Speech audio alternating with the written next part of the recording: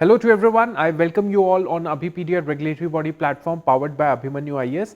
आज के इस सेशन के अंदर हम लोग करेंगे general science, but general science में one of the most important की कंपोनेंट जो होता है, जहां से 2-3 सवाल जरूर निकलते हैं, फंसते हैं, that is environment and ecology. तो अपना जो +1 +2 की जो एनसीईआरटीज हैं साइंस में, जो बायोलॉजी की है, केमिस्ट्री के है, उसमें से कुछ इंपॉर्टेंट एनवायरनमेंट के जो चैप्टर्स हैं वहां से ये सवाल है। तो आई होप ये सवाल मॉडरेट टू टफ सवाल होंगे। सो आई होप आपको ये सवाल आते होंगे।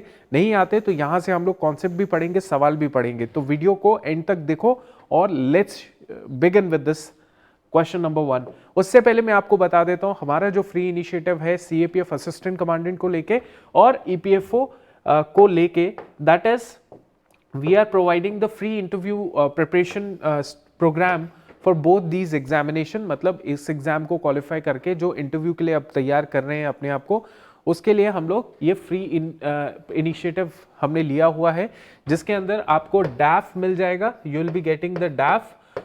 डैफ तो आप ही का अपना ही है, लेकिन डैफ के बेस पर पर्सनलाइज क्वेश्चन बैंक जो है आपको मिलेगा। और दूसरा आपको मिलेगा मॉक इंटरव्यू सेशन। तो मॉक इंटरव्यू सेशन हम लोग आपके लिए कंडक्ट करवाएंगे, ठीक है।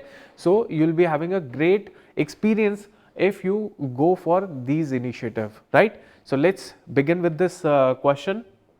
क्वेश्चन है pick up the correct food chain, ठीक है। करेक्ट फूड चेन क्या है? अगर फूड वेब होता तो थोड़ा और कॉम्प्लिकेट हो जाता, बट फूड चेन की बात की जा रही है कि grass, chameleon, insect, bird, grass, fox, rabbit, bird, phytoplanktons, zooplanktons, fish, fallen leaves, bacteria, insect, larvae, ठीक है।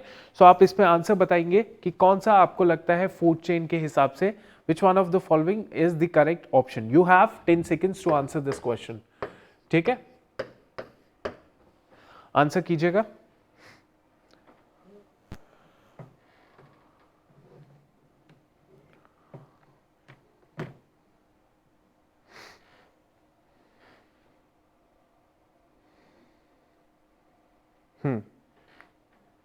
सो what we see is phytoplanktons, ठीक है। फाइटोप्लैंक्टन्स भी कहते हैं इनको, जू प्लैंक्टन्स एंड फिश।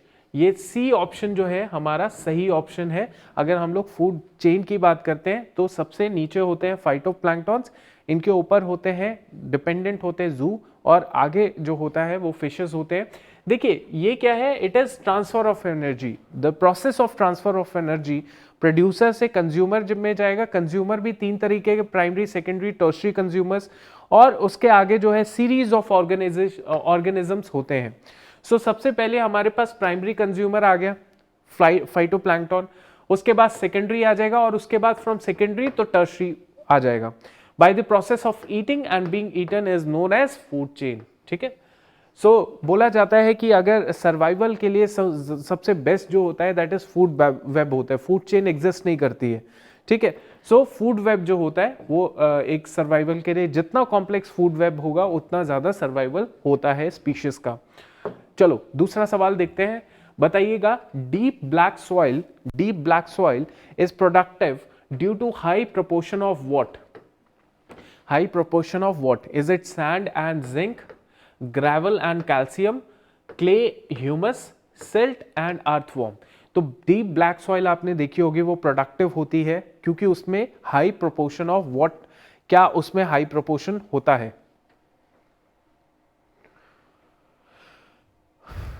ठीक है। सो आंसर दीजिए, यू हैव 10 सेकेंड्स।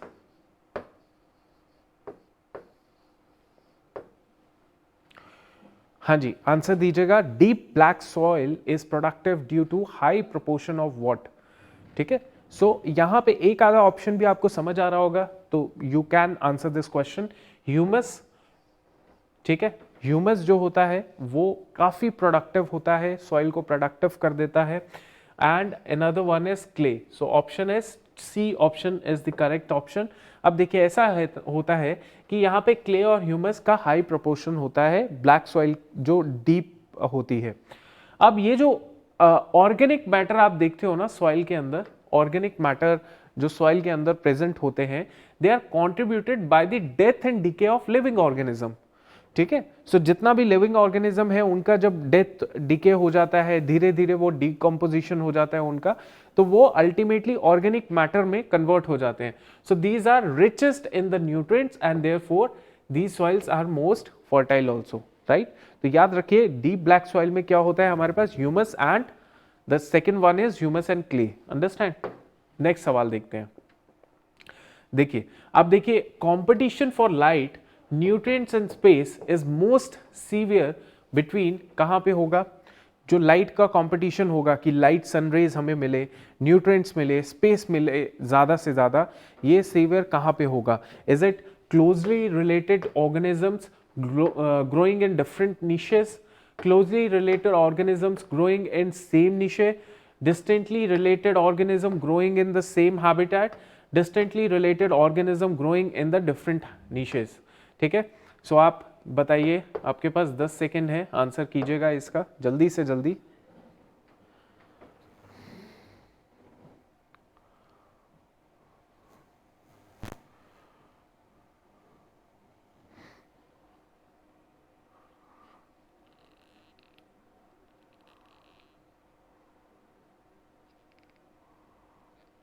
हाँ जी। सो देखिए क्लोजली रिलेटेड ऑर्गेनिज्म होंगे, पहली चीज तो they need to be closely related organism growing in the same area और निशे। जैसे आपने देखा होगा tropical evergreen forest, Amazon forest, वहां पे आपको देखने को मिलता है बहुत ज्यादा कंपटीशन होता है सनरेज का, बहुत घने होते हैं वो, और नीचे क्या होता है, शेडो जोन होता है, नीचे शेडो जोन होता है। सो क्लोजली रिलेटेड जो ऑर्गेनिजम्स होते हैं वो सेम एरिया निशे में होते हैं, वो that is the correct answer, ठीक है। सो आप इतना याद रखिए, इसमें और कुछ ज्यादा इसमें कुछ खास नहीं है। Obviously due to over production of population in the same area niche, अब ट्रॉपिकल एवरग्रीन फॉरेस्ट में अगर आप देखेंगे तो वहाँ पे सेम जो लकड़ी होती है वो इतनी ज़्यादा उसकी तादाद होती है, मतलब ट्रीज होती है, इतनी ज़्यादा अबंडेंस होती है, इतना ज़्यादा उनका एरिया ऑफ कवरेज होता है कि obviously their start a competition, ठीक है, कॉम्पिटिशन शुरू हो जाता है। नेक्स्ट सवाल देख लेते हैं। Upper part of sea aquatic ecosystem की जब हम लोग बात करते हैं, so it contains what, it contains what, जैसे कि प्लैंकटन हो गया, नेक्टॉन हो गया, प्लैंकटन नेक्टॉन हो गया, या बेंथोस हो गया। अब ये क्वेश्चन जो है, trust me this question is the most important question of this session, because ये आपके यूपीएससी का कोई भी पेपर आप देख लीजिए, चाहे civil services, CAPF, CDS, NDA, geo scientist, हर पेपर के अंदर ये सवाल पूछा गया है, ठीक है। तो आपने क्या करना है, इस सवाल को पूरा ध्यान से पढ़िए and I want answer from all of you.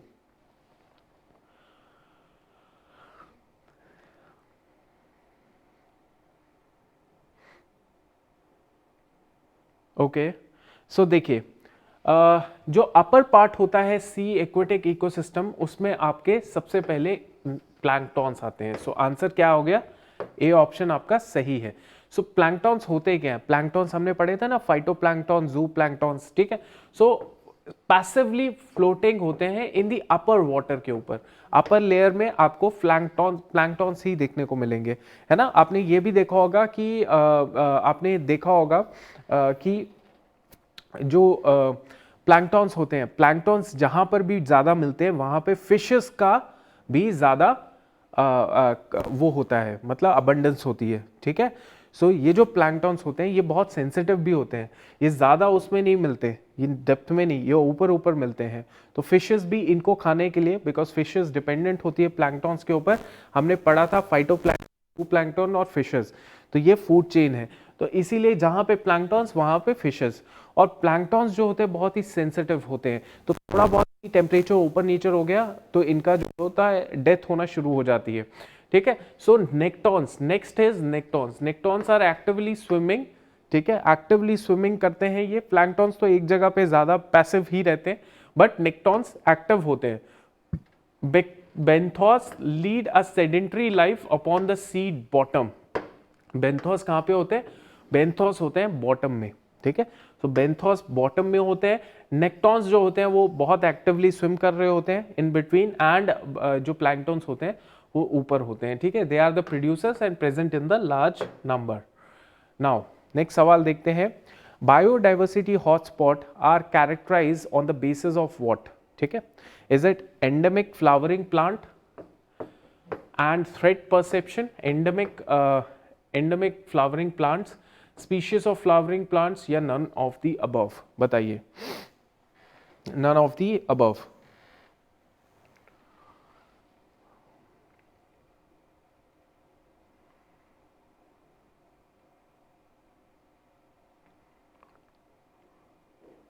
हाँ जी,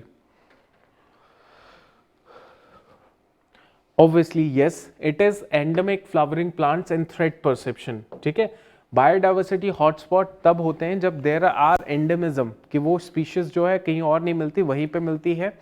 और दूसरी बात, वहाँ पे थ्रेट परसेप्शन है कि ये खत्म होती जा रही है, तो इसीलिए इसको हॉटस्पॉट बनाना पड़ेगा. Are the areas rich in plant species and these species are endemic to that area, वहीं पे मिलेगी, ठीक है. So endemism implies the presence of species in particular area only. Understand. चलो अब नेक्स्ट सवाल देखते हैं. What does the high biological oxygen demand indicates? BOD. क्या बीओडी जो है, बायोलॉजिकल ऑक्सीजन डिमांड जो है high, what does it indicates? It indicates कि high level of microbial pollution है, या low level of microbial pollution है, या फिर एब्सेंस ऑफ माइक्रोबियल पॉल्यूशन है, या फिर वाटर इज फुली प्योर. ठीक है, सो बताइएगा आप.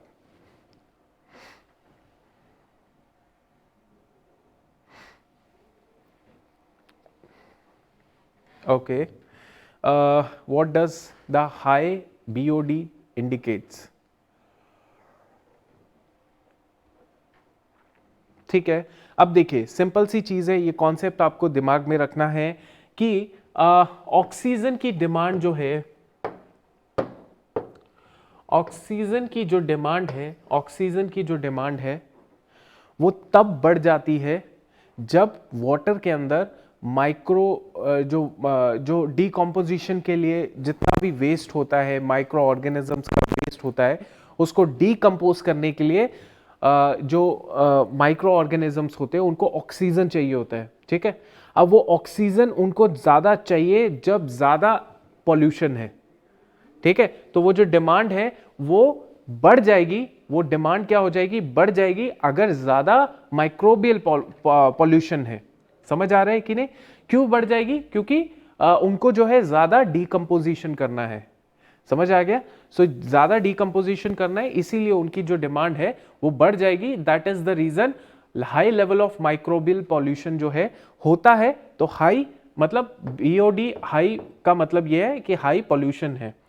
अंडरस्टैंड? तो इतना समझ आ गया. Is required for the decomposition of micro organism. क्या चाहिए? रिक्वायर्ड और ऑक्सीजन चाहिए. Under the water, increase in waste pollution enhances the decomposition activities, and then thereby it reduces the availability of oxygen for the other organic activities under the water. तो इसीलिए कहा जाता है कि ज्यादा BOD है, ज्यादा लेवल ऑफ पॉल्यूशन है. कम BOD है मतलब कम पॉल्यूशन है. अंडरस्टैंड? तो इतना आप याद रखिएगा. नेक्स्ट सवाल देखते हैं. विच of the following can used for controlling the gaseous pollutant? जो गैसियस पॉल्यूटेंट होते हैं हमारे, उनको कौन सा चीज है जो यूज किया जाता है for controlling the gaseous pollutant? Is it arrester, absorption, incineration, या नन ऑफ द अबव? बताइए कौन सा होता है जो गैसियस पॉल्यूटेंट्स को रोकने के लिए हेल्प करता है?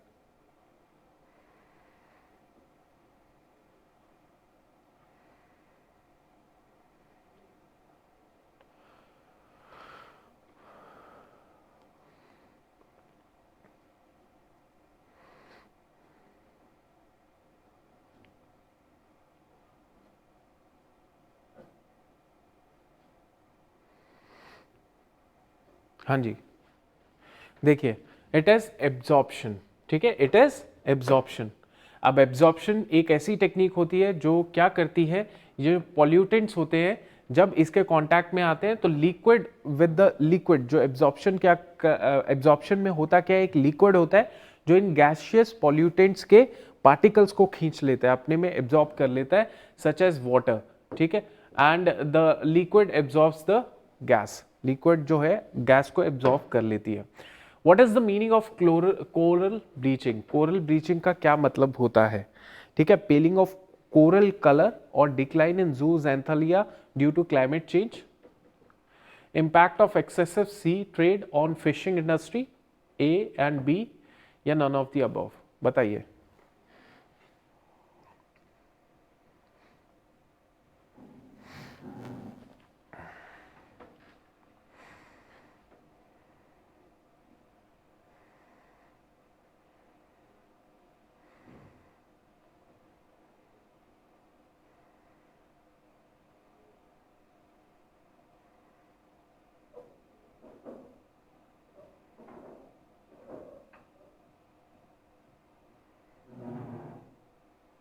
हाँ जी, सो ऑब्वियसली कोरल ब्लीचिंग क्या होता है? पेलिंग ऑफ कोरल कलर्स और decline in zooxanthellae due to climate change.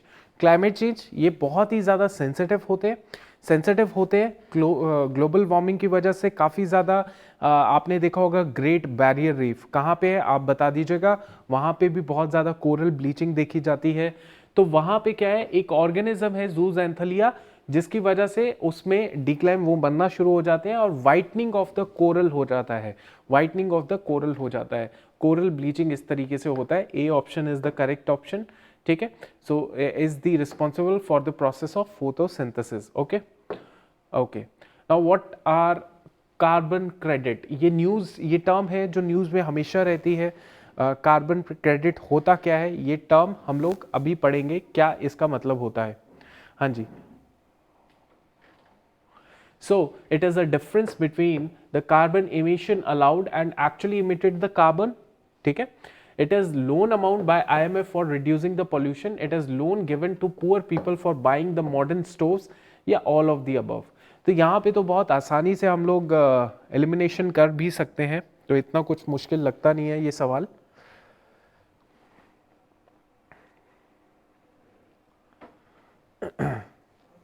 हाँ जी, आंसर दीजिए।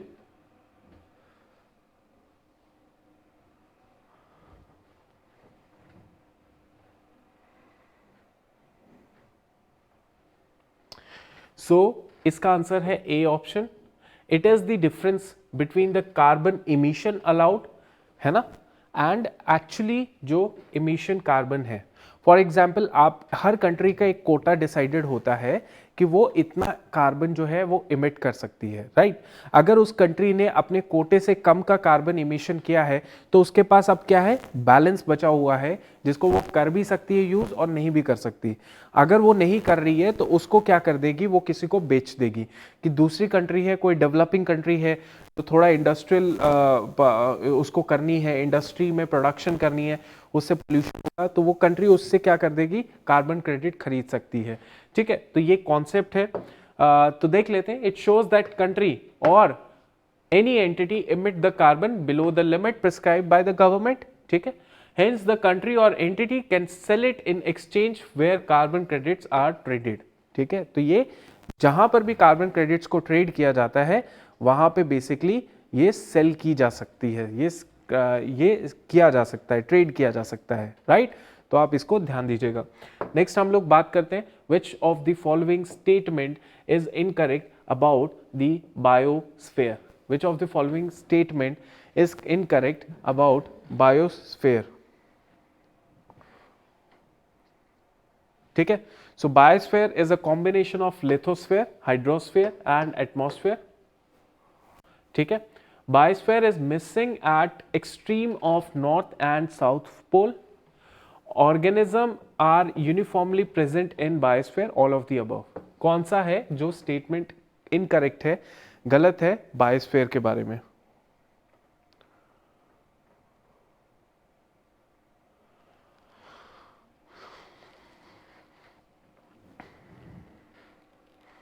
हाँ जी, बताइए। विच of the following statement is wrong, incorrect?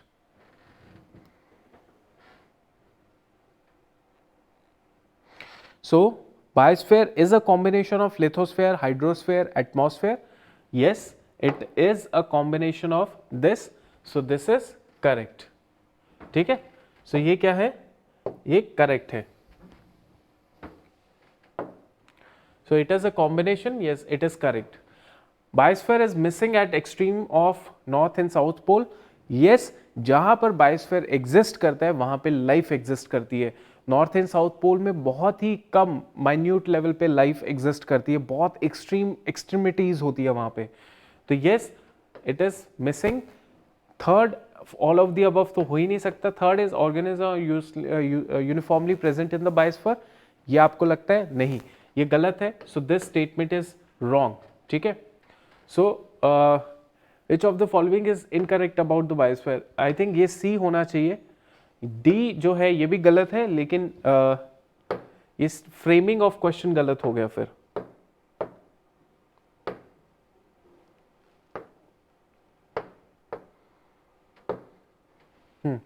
सी है, ठीक है, नॉट रिक्वायर्ड कि हेंस सारे organisms not uniformly distributed through out the world, ठीक है, ऐसा तो जरूरी नहीं है ना।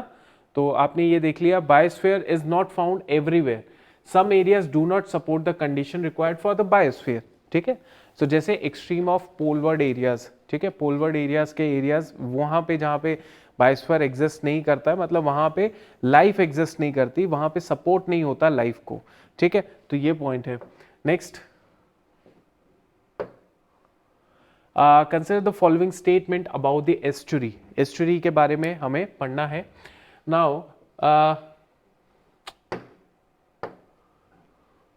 estuary, estuary is a place where the river fresh water meets with ocean water, ठीक है।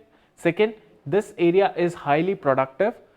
third, this area is highly unproductive and all of the above, ठीक है। इसमें आपने बताना है कौन सा सही है। तो आप 10 सेकेंड्स लीजिए, 10 सेकेंड से ज़्यादा नहीं।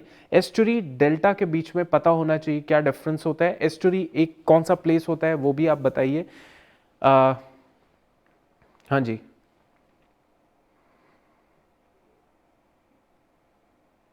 एस्चुरी एक ऐसी जगह है जहां पे रिवर फ्रेश वाटर मिलता है ओशन वाटर को, तो बिल्कुल मिलता है, इसमें कोई सेकंड थॉट नहीं है, ये सही हो गया। This area is highly productive, yes it is highly productive, it is highly productive. Unproductive ये गलत हो गया। ऑल ऑफ द अबव ये भी गलत हो गया, ठीक है। सो 1 and 2 होना चाहिए अपना ऑप्शन, बिल्कुल सही, C should be the correct answer, ठीक है। So it is a place जहां पे फ्रेश वाटर, जैसे कि रिवर का हो गया या कोई भी छोटी मोटी रिवर जो है वो स्ट्रीम जो जिसे कहते हैं मीट द ओशन वाटर, ठीक है। ये जनरली तब होता है जब रिवर में बहुत ज़्यादा इंटेंसिटी होती है, बहुत तेजी होती है उस रिवर में। नर्मदा हो गई, तापी हो गई, ये रिवर्स बहुत तेजी स्पीड से नीचे उतरती हैं पहाड़ों से। पहाड़ मतलब जितना भी हमारा जो सेंट्रल हाईलैंड्स है वहाँ से उतरती है और अल्टीमेटली रुकती नहीं है बाउंड्री पे, और वो एकदम ओशंस के साथ मिल जाती है। तो इससे क्या होता है, provides conducive condition for the development of different species. और एग्रीकल्चर भी यहाँ पे पॉसिबल थोड़ा सा मुश्किल होता है, लेकिन ये सॉइल जो होती है ये बहुत ही कंड्यूसिव होती है, राइट, ठीक है। So last but not the least, हमारा इंटरव्यू प्रिपरेशन प्रोग्राम है EPFO, EO, AO के लिए और हमारा जो CAPF असिस्टेंट कमांडेंट के लिए। अभी एक्सपेक्ट कीजिए कि आपका जो EPFO का है ये जनवरी से शुरू हो जाएगा आपका इंटरव्यू, तो टाइम बहुत ही कम है। और CAPF की बात करें तो भैया दिसंबर 6 से ऑलरेडी शुरू हो जाएंगे ये, और by the end of December, मतलब इस साल के एंड तक जो भी एस्पिरेंट्स है जो इस इंटरव्यू के लिए जा रहे हैं और दे चुके हैं उनका रिजल्ट आ जाएगा, मेरिट लिस्ट आ जाएगी, राइट। और EPFO में भी ये एक्सपेक्ट कीजिए कि फरवरी एंड तक जो है वो रिजल्ट निकाल देंगे, फरवरी लास्ट तक, ठीक है। और जितने भी ESIC के स्टूडेंट्स हैं वो एक्सपेक्ट करो कि आपका जनवरी फेब के अंदर आपका एक फटाफट रिजल्ट मतलब पेपर हो जाएगा, ठीक है। So I wish you all the very best and keep working hard. And अभी तक थैंक यू।